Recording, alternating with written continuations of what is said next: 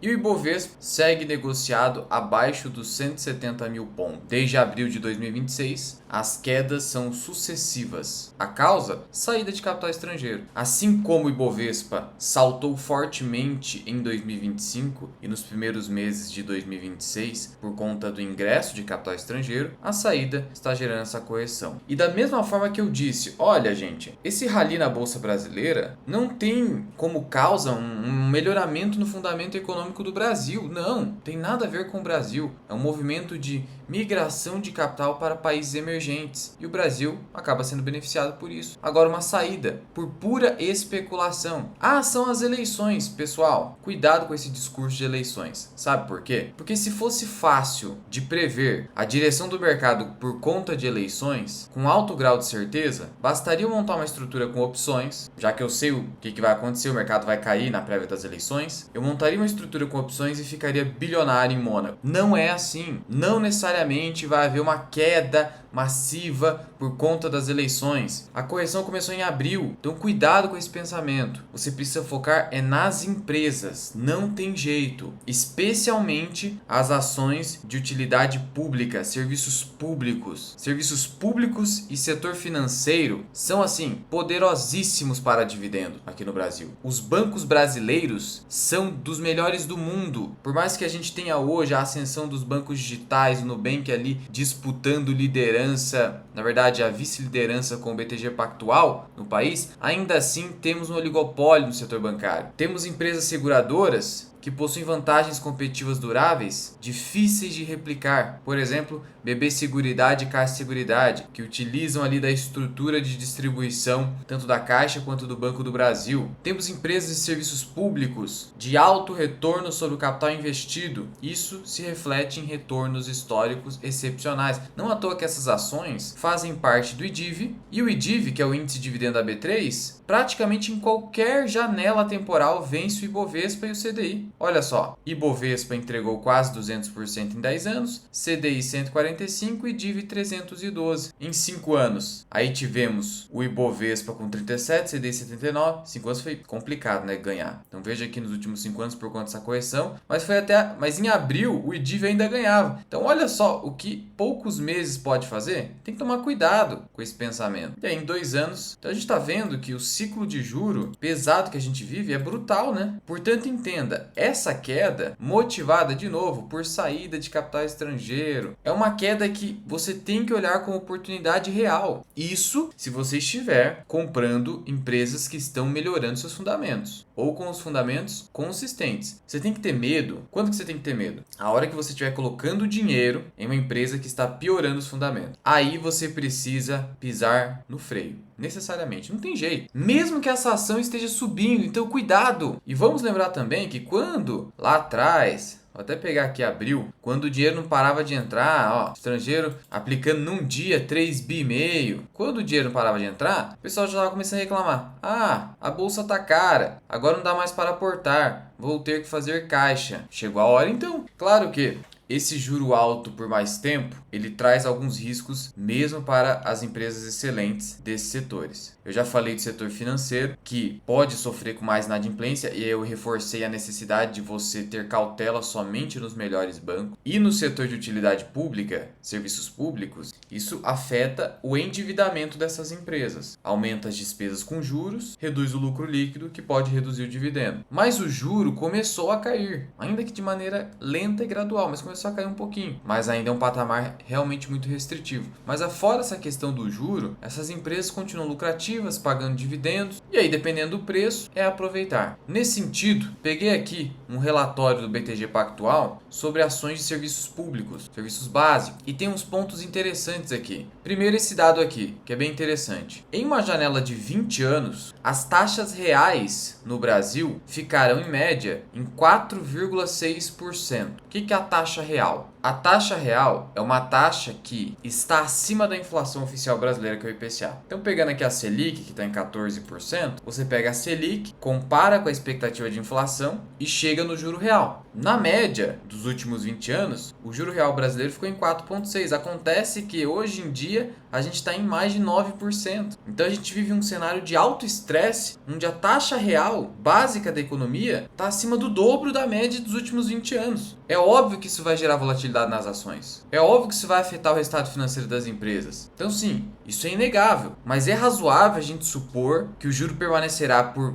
mais alguns anos nesse patamar ultra restritivo. A gente já está vendo as consequências negativas. A gente já vive um cenário de temor de recessão. E eu já disse e volto a repetir. Ano que vem, seja quem for o candidato que venha vencer, vai ter que fazer um ajuste fiscal e o Centrão vai pressionar nesse sentido, porque o Centrão é o parasita que não quer deixar o Brasil decolar, tampouco ir para o buraco, senão o parasita é prejudicado. O parasita não quer destruir o hospedeiro sob pena de perder os benefícios. Historicamente é isso que a gente viu. E a gente tem um trauma recente que é o governo Dilma, o pior governo que a gente teve desde o Plano Real. Então esse juro não tem como permanecer nesse patamar, a não ser que o Brasil não faça nada a partir do ano que vem, o que é improvável. Então assim, não dá, né? Eu não tô falando que a gente vai voltar para um juro real só de 4,6%, mas um juro real de 6% já iria desafogar e muito, porque a gente tem um juro de 9%, é uma queda de 50%. Isso já ia destravar mais investimentos no país, reduzir endividamento das empresas, e aí isso se reflete em uma taxa de desconto menor nos modelos de valuation e as ações acabam subindo. Porque no fundo, o mercado, quando a gente fala mercado, nada mais é que um monte de analista, banco, corretora, com as suas planilhas calculando o valuation das empresas, e nesse cálculo, quando você calcula o custo do equity, você adota como taxa mínima a taxa de juros de longo prazo. E a taxa de juros de longo prazo, vou até pegar para você onde que ela tá, do pré-fixado, tá em quase 15%. Por isso que na prática é difícil fazer as ações subirem, porque é difícil fazer com que um modelo de valuation entregue um prêmio de risco acima desse nível de taxa de juros de longo prazo. A hora que essa taxa cair, eu tenho que adequar a planilha, e aí eu reduzo a taxa livre de risco lá do modelo CAPM, e aí as ações disparam. Não tem mágica aqui. E aí, o que nós temos aqui de informação interessante também? Os valuations atuais das empresas de serviços públicos, especialmente, estão num bom ponto de entrada pelo seguinte motivo. O prêmio de risco das ações, ERP, é Equity Risk Premium, dos serviços básicos, voltou a 350 base points, ou seja, 3,5%. Traduzindo, hoje nós temos as ações de serviços básicos negociando com uma taxa real de 3,5%. Mas não é simplesmente uma taxa real, uma taxa só acima da inflação, não. É uma taxa acima da taxa real que os títulos públicos estão pagando. Pera aí que você já vai entender. Deixa eu traduzir esse negócio. De novo aqui na curva de juros. Tá vendo aqui essa coluna ETTJ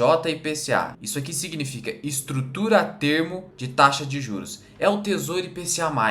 Só que aqui é a curva de juros, juro futuro. De 10 anos, que é 2.520 dias úteis, a gente está falando de uma taxa real de 7,73. Então hoje, o mercado, para emprestar dinheiro para o governo com prazo de 10 anos, no IPCA+, está exigindo IPCA mais 7,73. O que significa o Equity Risk Premium? É a taxa acima dessa taxa real. Então seria o equivalente a eu pegar 7,73 mais os 3,5, que é hoje o Equity Risk Premium das ações e serviços básicos. Ou seja, 11,23. Então, IPCA mais 11,23. Essa é a visão hoje na Bolsa de Valores para as ações de serviços básicos. Elas estão negociando ali na média a IPCA mais 11 aproximadamente. Então, a gente fala que aqui você tem uma TIR, uma taxa interna de retorno real, de 11%. E aí, o que diz aqui o BTG? Que a última vez que nós atingimos esse nível foi no último trimestre de 24, quando a gente teve um estresse enorme na Bolsa de Valores. Vamos lembrar, o dólar disparou acima de 6. E ali chegou a 4,4. Então seria o equivalente hoje a eu pegar 7,73 e somar com 4,4. 12, TIR de 12. Tava barato demais, né? E aí, o BTG também mediu aqui o RP de serviços básicos entre 2012 e 2026. E deu 4,25. Então veja que ainda a gente pode ter queda. Porque se o mercado exigir 4,25, a gente pode ter queda ainda. Mas o patamar atual já é interessante. E é preciso lembrar o seguinte: 4,25 numa taxa real de 6,5. A gente está com uma taxa real de quase 8. Aí, o que a gente está falando hoje? O Equity Risk Premium está tá se apertando, porque não dá, né? Senão ninguém vai comprar ação mais. Sabe qual é o Equity Risk Premium da Bolsa Brasileira como um todo? 8,19%. Você tem noção? 8,19%. De tal modo que eu adotaria como taxa de desconto no modelo de valuation 7,73 mais 8,19, quase 16%. Se uma ação não me entregar pelo menos 16%, eu nem invisto, eu vou investir em título do governo. Essa é a interpretação. Eu expliquei com mais detalhes essa lógica da taxa de desconto aqui nesse vídeo. Como encontrar a taxa de desconto ideal para calcular o preço justo de uma ação. Basta se tornar membro do canal, você vai ter acesso a esse vídeo que te traz detalhes, tem 20 minutos esse vídeo, te traz detalhes dessa questão do Equity Risk Premium. E você nota o seguinte, então quer dizer, Luan, que em serviços básicos o mercado exige um Equity Risk Premium bem menor, praticamente a metade, porque da bolsa é 8% e aqui é 4%? Sim, praticamente a metade. Então quer dizer, Luan, que para eu investir em ações fora dessas de serviços públicos, eu teria que exigir uma TIR de 15 a 16, ao passo que nessas ações de 10 a 12, opa, acertou. É por isso que as ações setor elétrico ficam mais caras, porque o pessoal não exige tanto retorno, porque o retorno é proporcional ao risco. Como essas empresas têm menor risco, eu acabo aceitando ganhar menos por conta da previsibilidade, da proteção à inflação. Você sabe toda a lógica dessas empresas. Contratos de concessão longos, receitas previsíveis, reajustadas por índices de inflação oficial ou não, IGPM, por exemplo, ainda por cima, revisão tarifária periódica para proporcionar ganhos reais, não só correção monetária. Então é isso, não existe almoço grátis. Eu estou tendo previsibilidade, eu estou tendo mais segurança, eu vou ganhar menos. Mas o portfólio admite, se bem estruturado, não somente ações e serviços públicos, mas deveria ser a escolha prioritária no seu portfólio de investimentos. E hoje a gente tem a oportunidade de comprar barato, mas poderia ficar ainda mais barato, porque a gente poderia chegar assim num Equity Risk Premium de 4,25. Mas sinceramente, com juro real, e aqui esse dado é importante, quando as taxas reais ficam acima de 7, que é o caso, está quase em 8, o prêmio médio cai para 2,5. Então o que acontece? Hoje a gente tem, estou fazendo esse exercício para você pegar o jeito. Sei que pode ser um pouco chato, mas eu quero que você aprenda. 7,73 mais 2,5 me dá 10,23. Ou seja, no final das contas, nesse nível de juro real, IPCA mais 7,73, a gente está falando de uma TIR de 10. Só que a gente está com uma TIR de quanto? De 11, que está dando 3,5% de ERP em ações e serviços básicos. Então o valuation já está atrativo. Poderia ficar mais? Poderia, mas como eu falei, não tem como. Você tem noção da maluquice que a gente vive hoje? O maior juro real do mundo, com uma inflação que não está assim super descontrolada. É isso, pessimismo puro. Alguns resultados não foram tão bons? Não foram tão bons. Mas, por exemplo, o pessoal se assustou com Sanepar. E eu expliquei, gente, a Sanepar deu prejuízo e eu tive a coragem de fazer, sabe o quê? De aumentar o meu valor intrínseco para 8,21. E sobre a Sanepar, esse relatório comenta. Fala o seguinte, olha, eles preveem uma TIR de 10, preço-alvo de 41, porque sempre se utiliza as units por serem as mais líquidas. Unit custando 33. Olha o comentário. A Sanepar pode se provar um dos nomes mais baratos sob nossa cobertura. A estatal pode se beneficiar caso o futuro governador decida privatizá-la ou trazer uma gestão disposta a promover uma reestruturação de suas ineficiências. A Sanepar negocia como se nenhuma melhoria... Exatamente. Ela negocia hoje como se nenhuma melhoria fosse ser realizada. Agora, tem um pouco de excesso nesse relatório. Por exemplo, recomendação de compra R$ 81,00 em Copasa. Aí virou oba-oba. Pera lá, meu amigo. Que é isso?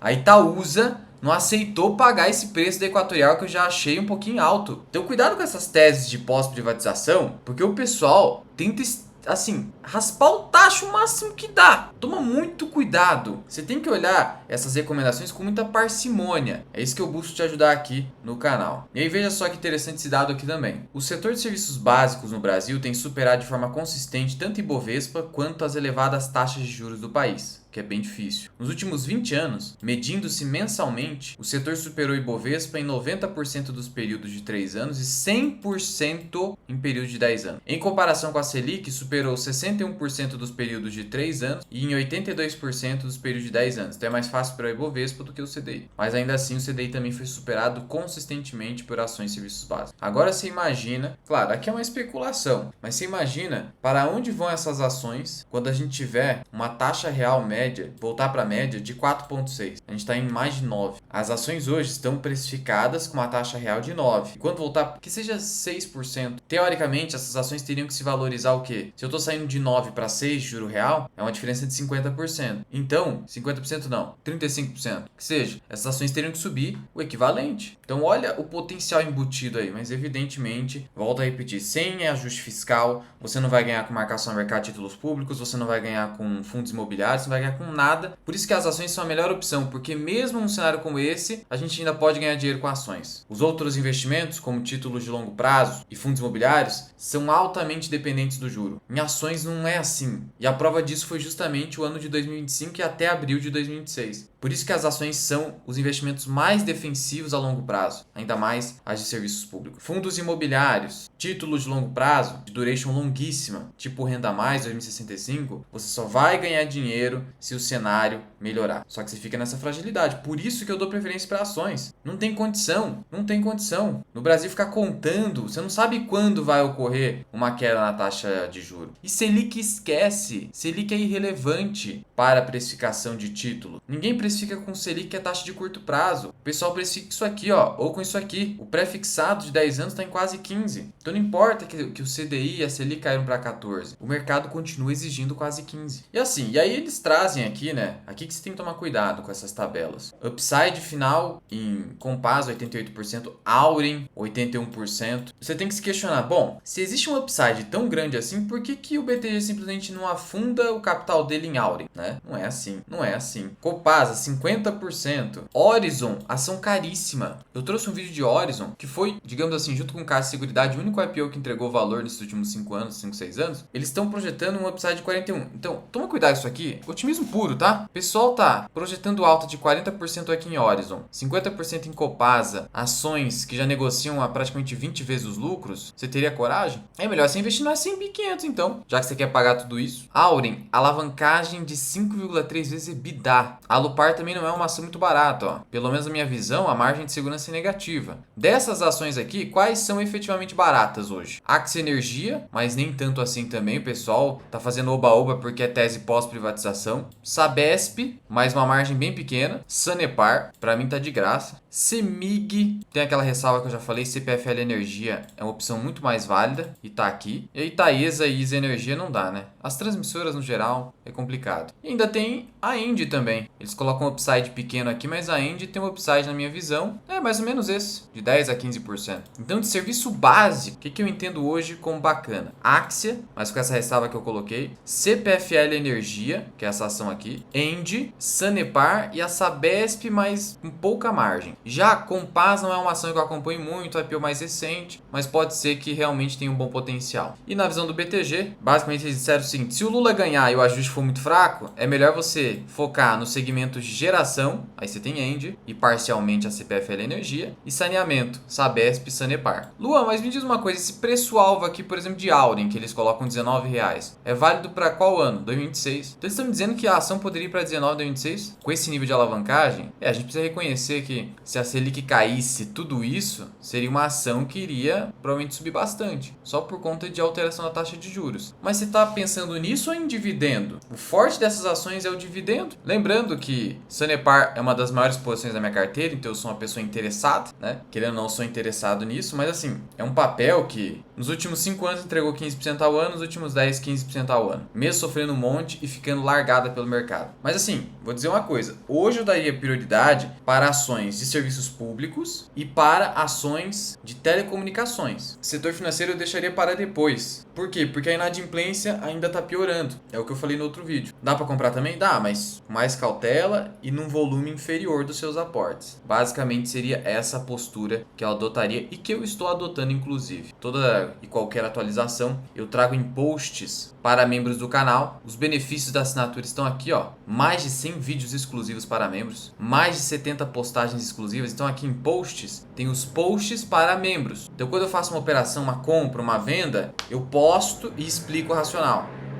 E a planilha de valor intrínseco tá aqui, ó. Tem pouco mais de 40 ações. Por quê? Porque eu faço um filtro. O pessoal fica pedindo para inserir um monte de ação. Não é assim. Existe o círculo de competência. Existe aquilo que eu tenho mais conforto. Existe um filtro ali. Até para você não ficar caindo em besteira. Não tô falando que só no meu filtro tem coisa boa. Não. Mas eu poderia simplesmente encher de papéis, não ia conseguir acompanhar, ia ficar tudo de qualquer jeito e você não ia ter uma filtragem. E aí, o que adianta? E tem acesso à minha carteira do Investidor 10. Em vídeos exclusivos, ó, postei o último vídeo de Banco ABC, sugestão de membro. JHSF, sugestão de membro. WI Soluções, que agora é o WIS Company, sugestão de membro. Lojas Render, sugestão de membro. E vários outros vídeos exclusivos. Teste é menos de R$1 por dia, você cancela rapidinho, 2 cliquezinhos. Agora, se não for o seu momento, não tem problema, só de você comentar, ajudar no engajamento do vídeo, uma hora você vai se tornar membro do canal, não tem problema. E eu quero saber a sua opinião também a respeito das ações de serviços básicos hoje em dia. Qualquer dúvida ou sugestão é só comentar aqui embaixo. Fui!